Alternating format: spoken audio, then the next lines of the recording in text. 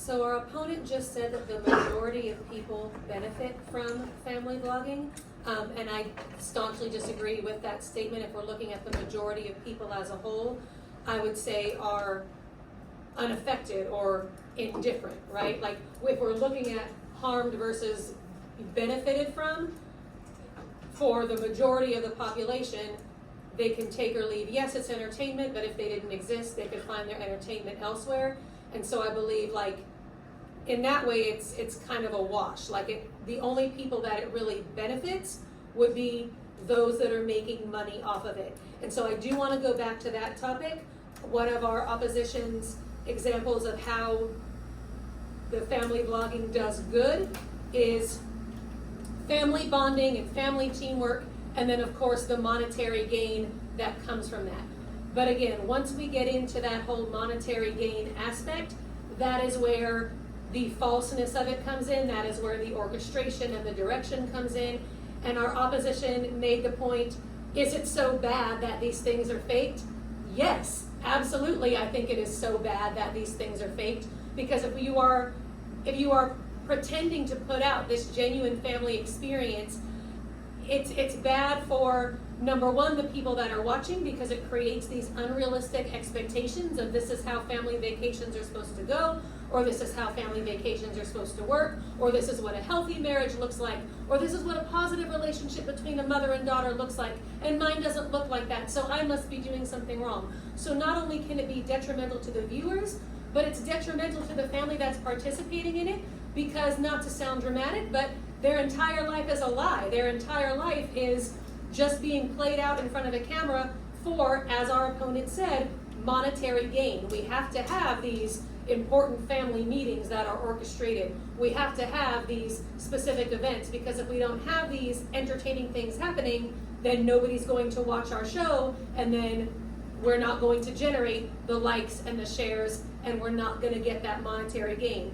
And I would argue that that is a very serious pressure to put on a family, to say we need to stay cohesive, we need to do this as a family, otherwise our livelihood is going to be gone, and we don't have anything to fall back on. So I would argue that yes, the fact that it is scripted and fake is absolutely bad. I do want to go back to, though, because one of the things that our opposition brought up over and over again was the fact that the majority of the family bloggers, there is no abuse happening.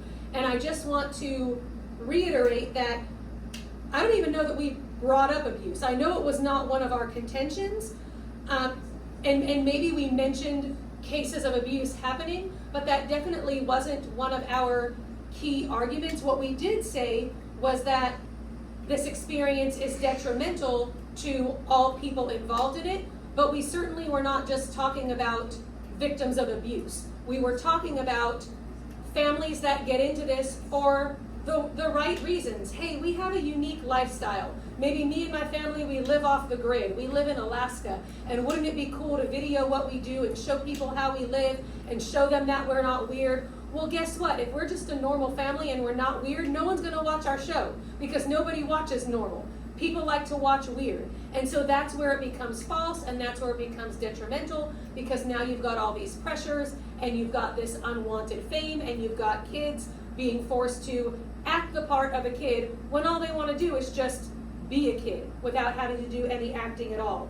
Our opposition did not mention our third contention at all, which I know I didn't spend a whole lot of time on it just because of time, but I think it's important and needs to be reiterated. Our third contention was that these family vloggers perpetuate our addiction and fascination with social media.